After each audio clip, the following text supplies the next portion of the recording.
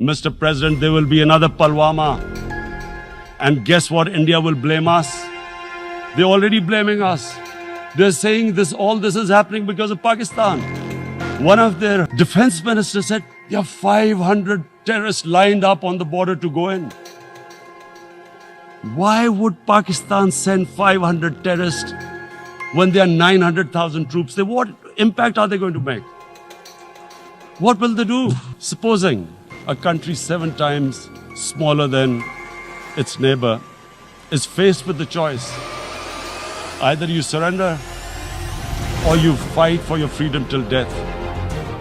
What will we do? I ask myself this question. And my belief is, La ilaha illallah, there is no God but one. And we will fight. And when a nuclear armed country fights to the end, it will have consequences far beyond the borders. It will have consequences for the world, which is why I repeat I'm here. Because I'm warning you, it's not a threat. It's a fair worry that where are we headed? And I've come here to tell the UN, you've got to, this is a test for the United Nations. You are the one who guaranteed the people of Kashmir the right of self-determination. This is the time to take action.